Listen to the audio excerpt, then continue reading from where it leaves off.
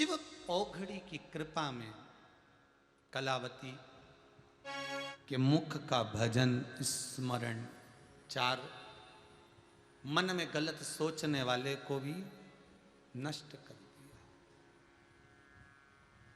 पुण्य होगा तुम्हारा तो तुम पुण्य वाले के साथ में लग पाओगे, पुण्य नहीं होगा तो पुण्य वाले से विच्छिन्न हो जाओगे, चले जाओगे।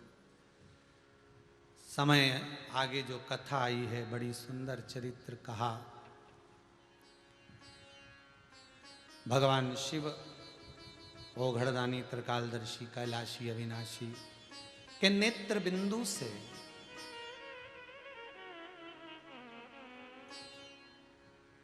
नेत्र बंद करने के बाद एक बिंदु गिरा जिससे अंधकासुर उत्पन्न हुआ। वो अंधकासुर शिव जी के पास में पार्वती जी उसको गोदी में लेकर आई, ये आपका पुत्र है, आपका बालक है। शंकर भगवान बोले मेरा बालक नहीं। नेत्र बंद करने के बाद ये जन्मा है, पहले जन्म लेता तो बात दूसरा था,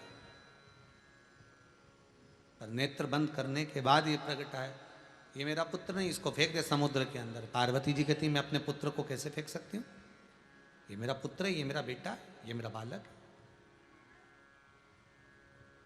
मेरा पुत्र है ये।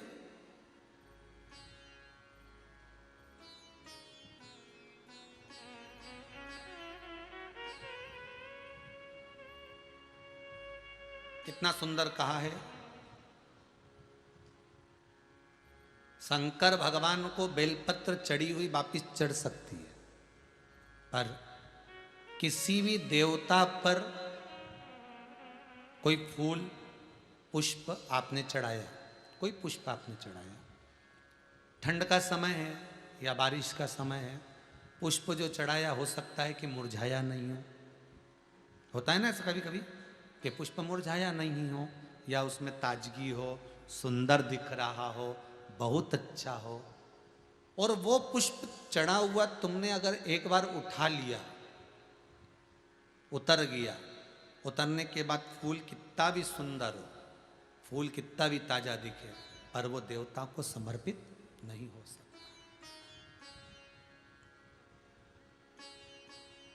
भले उसमें सुंदरता है।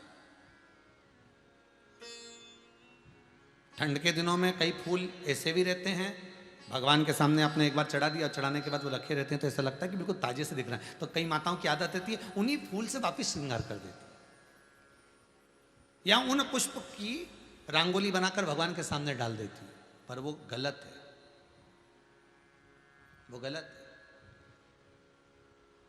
जिस दिए में बाती लगी हुई है, बाती पूरी जल चुकी है, उसकी राख या उसका काला थोड़ा सा भाग दिए के अंदर रखा है और आपने दूसरी बाती रखकर उसको जला दिया, तो वो जलाया गया जो भाग है लक्ष्मी को छीर्ण कर देता है।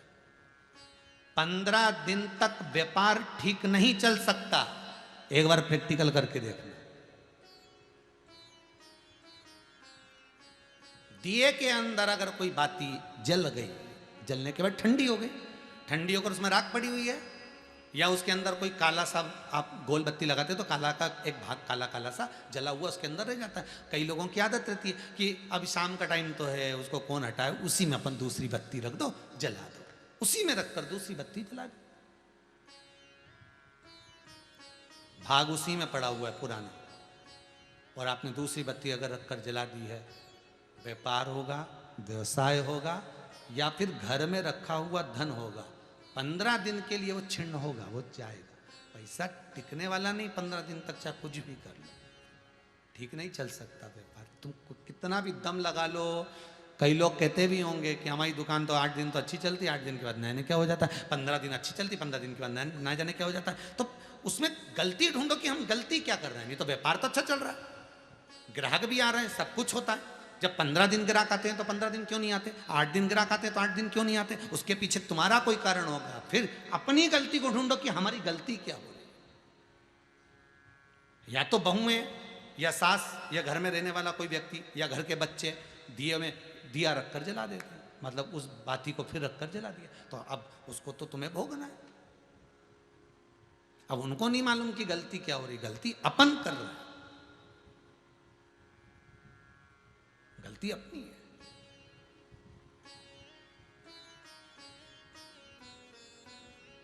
कितना सुंदर संवाद है वहां, बहुत ध्यान दीजिएगा जरा।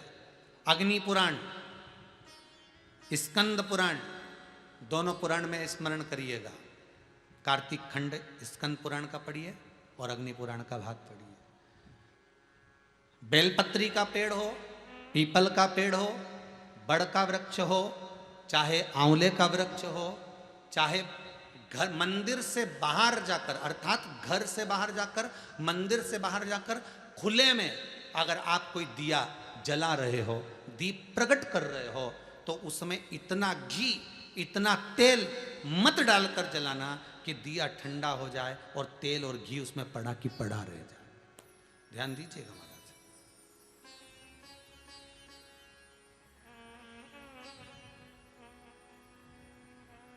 कई बार आपके साथ में भी हुआ होगा, आप दशा माता की पूजन करने गए हो, या पीपल की पूजन करने गए हो, या वृक्ष की पूजन करने गए, आंवले की पूजन करने गए, बेलपत्री का पूजन करने गए, तुमने तो दिए में घी डाल लिया ज़्यादा, बत्ती भी लगा दी तुमने, और इस भाव से लगाई कि जलेगा थोड़ी देर तक, और मालूम पड़े तुम्हारी पूजन हुई, हवा का वेग आया, दिया ठंडा हो गया और उसमें घी पड़ा रह गया, उसमें तेल पड़ा रह गया।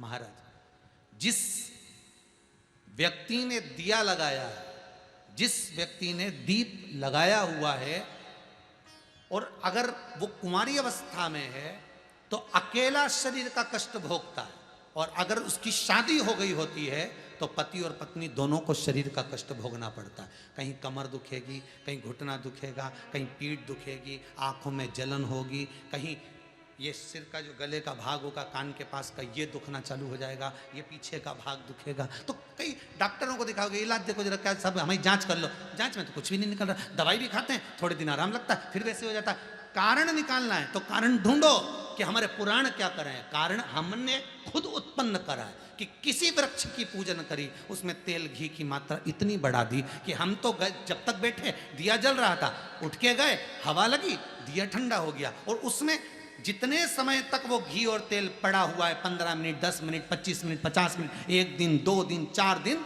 तो वो बार बार पलट पलट कर वो स्वास्थ्य को खराब करेगा ही, चाहे कुछ भी कर लो, कितनी भी जांच करो, कितनी भी जांच कराओ, फिर तुम अपने हॉस्पिटल में जाओ, जांच कराओ, लिख दी हमने तो कि इसकी जांच कराओ, ने उसकी जांच कराओ, पर उसको गलती ढूंढो कि अपन क्या गलती कर रहे हैं, गलती किस जगह पर हो रही है। आप आए नहीं और सुबह हो गई, मेरी पूजा की थाली धरी की धरी, क्यों नहीं आए, किस लिए? इसलिए नियम है, मंदिर के अंदर जो दिया लगता है वो भरा हुआ लगता है। कैसा लगता है? भरा हुआ लगाइए, क्योंकि उसमें हवा नहीं लगेगी, वो पूरा जलेगा, जितनी देर तक जलेगा उतनी देर तक सुख समृद्धि शांति देता है। बाहर जो दिया लगाया जाता है, बत्ती को केवल भिंगो कर रखिए, या आप जितनी देर परिक्रमा कर रहे हैं, पूजन कर रहे हैं, उतनी देर घी की कटोरी साथ लेकर जाओ, उतना सा घी डाल दो जितनी जरूरत पड़े। पर तुम तो इतने समझदार कि पहले से घर में से दिया भर के चलो, तुम तो इतने समझदार कि घर से दिया भर के चलो, नहीं कटोरी में कौन ले जाए, सास के काय को ले जा रही है, कटोरी में भर के रहने दे, दिया भर ले एक बार का, लगा देंगे, लग देंगे, चलेगा जब तक चलेगा, अपन आ भी जाएंगे तो चलते रहेगा, जलते क्या रहेगा, हवा का वेग आएगा, बुझा देगा, ठंडा कर देगा, ठंडा कराओ, घी पड़ा रहेगा, तुम्हें कष्ट प्रदान करेगा।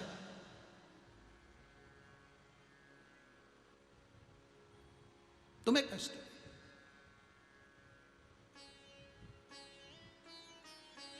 तुम्हें रोग प्रदान करेगा, दुख।